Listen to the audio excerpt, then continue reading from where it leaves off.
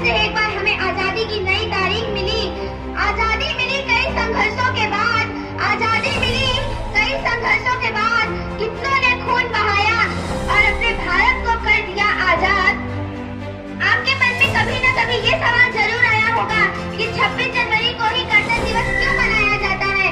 क्योंकि साल 21 दिसंबर 1929 में कांग्रेस अधिवेशन की शुरुआत हुई थी, जिसमें पंडित जवाहरलाल नेहरू जी ने अपने झंडे को फहराकर एक जोरदार भाषण बोला था और कहा था कि श्रेष्ठ विद डिस्टेंस धार्य मधु चीर प्रतिचित भेंट, और अपने झंडे को फहराया था। कांग्रेस ने भारत को 26 जनवरी को आजाद घोषित कर दिया था। लेकिन 26 जनवरी पहले ही हमारा भारत देश 26 जनवरी को ही आजाद हो गया था। लेकिन 15 अगस्त 1947 को जब हमारा भारत देश फिर से आजाद हुआ तो एक आजाद की नई तारीख मिली।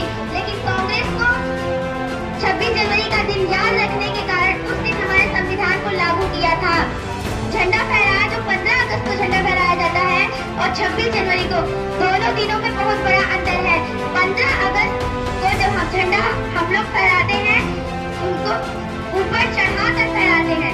15 अगस्त 1947 को हमारा झंडा ऊपर चढ़ा के फहराया जाता है, जो कि हर साल प्रधानमंत्री झंडा को फहराते हैं लाल किले पर।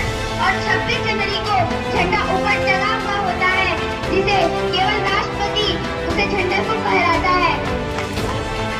हमें हिंदुस्तान की शान को, हमें इस तिरंगे को बढ़ाना भी आता है। हमें इस तिरंगे की शान को बढ़ाना भी आता है। जो इस तिरंगे पर गलत नजर उठाए उसको झुकाना भी आता है। जनाब, हम उस हिंदुस्तान की बेटियां हैं जिसे चूड़ियों वाले हाथों में हथियार उठाना भी आता है।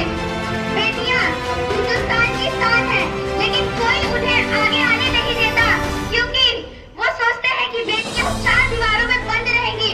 लेकिन एक बार बेटियों को घर से बाहर निकाल कर